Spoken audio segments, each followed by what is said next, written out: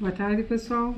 Estamos aqui para falar um pouquinho a respeito das ferramentas a serem adotadas nesse tempo de crise, por conta da pandemia trazida pelo coronavírus, pela Covid-19, situação que está afetando a todos os nossos trabalhadores, todas as nossas empresas, deixando todo mundo muito apreensivo. No final de semana, no dia 22, domingo mais precisamente, o governo federal editou uma medida provisória de número 927 e esta medida provisória se aplica durante o estado de calamidade pública que foi determinado pelo decreto número 6 de 2020. Então, para fins trabalhistas, a medida provisória estabelece o período de calamidade pública como uma hipótese de força maior, ok? O empregado e o empregador poderão celebrar acordo individual escrito a fim de garantir a permanência do vínculo empregatício.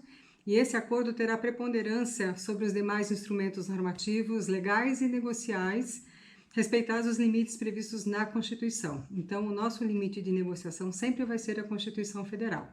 Tá? Temos que cuidar muito com a irredutibilidade salarial prevista no artigo 7º, incisos 6º e 10 da Constituição. Por isso que não dá para a gente sair fazendo qualquer coisa, temos limites e situações a observar. Então, a primeira ferramenta que a gente vai tratar nesse tempo de crise, que pode ser utilizada pelas empresas, são as férias individuais. O que temos de novidade nas férias individuais? A medida provisória trouxe a possibilidade de antecipação das férias. Tá? As férias já existem, existe todo um regramento na CLT, nós temos algumas mudanças nesse momento agora de crise. O empregado e o empregador poderão negociar a antecipação de períodos futuros de férias mediante acordo individual. Nós não tínhamos para férias individuais antecipação de férias, quer dizer, gozar férias que ainda não estão vencidas, né? Mas pela medida provisória isso é possível. Tá? O acordo individual deve ser escrito, o empregador informará o empregado sobre a antecipação das suas férias com antecedência de 48 horas, por escrito ou por meio eletrônico, com a indicação do período a ser gozado pelo empregado. Então, vejam, nesse caso, aquele período de aviso, aquele pré-aviso de 30 dias que nós tínhamos para as férias individuais, por conta da pandemia e somente nesta condição de urgência agora, cai para 48 horas, mas tem que haver um pré-aviso, ok? As férias não poderão ser gozadas em períodos inferiores a 5 dias corridos e poderão ser concedidas por ato do empregador, como sempre as férias foram concedidas por ato do empregador, ainda que o período, então, relativo a estas férias não tenha transcorrido. Então, estamos tratando, de repente, até de férias que não estão ainda vencidas, que o direito ainda não estaria assegurado. Os trabalhadores que pertençam ao grupo de risco do coronavírus, então, são acima de 60 anos, doenças crônicas, né? Entre outras situações, serão priorizados para o gozo de férias individuais ou coletivas. O empregador poderá optar por efetuar o pagamento do terço de férias, aquele 1/3 que a gente paga de adicional nas férias, após a concessão desse período, até a data em que é devida a gratificação natalina, o 13º. Então, até o dia 20 de dezembro, esse adicional de férias pode ser pago. Essa condição não existe para as férias normais fora dessa situação de pandemia. É uma situação excepcional criada para este momento, para ajudar as empresas aliviando nesse momento. Se houver um requerimento de abono pecuniário, quer dizer, conversão de 1/3 das férias em dinheiro, é uma condição que normalmente estaria somente nas mãos do empregado? Não, nesse momento está sujeito à concordância do empregador e o prazo de pagamento também seria junto com o 13º, gratificação natalina, lá no dia 20 de dezembro. Tá?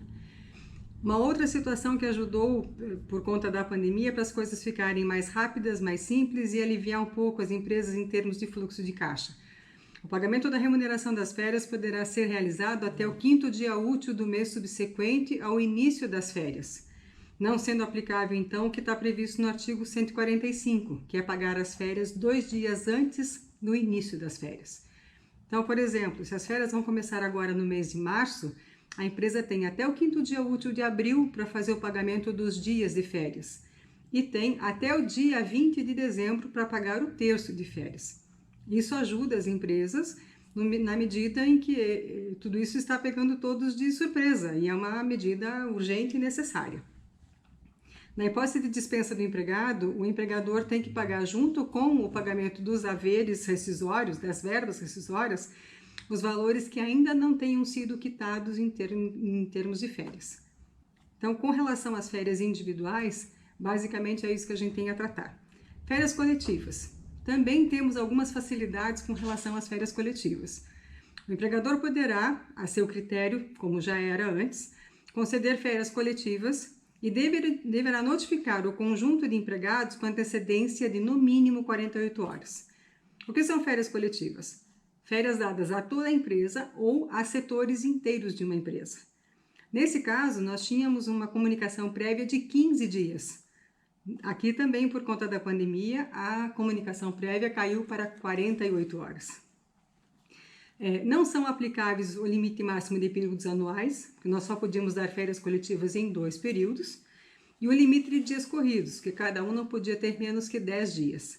Esses 2 critérios também estão afastados neste momento, ok? Também está dispensada a comunicação prévia das férias coletivas para o órgão do Ministério do Trabalho, então a SRTE, e para o sindicato profissional. A única obrigação que nós temos de comunicação, então, é aos trabalhadores. Prazos e condições de pagamento. O que tem se entendido é que aplica-se para as férias coletivas o mesmo entendimento das férias individuais. Paga-se o montante das férias, os dias, até o 5º dia útil do mês subsequente ao mês que elas forem se iniciar, e o terço de férias até o dia 20 de dezembro, junto com o 13º.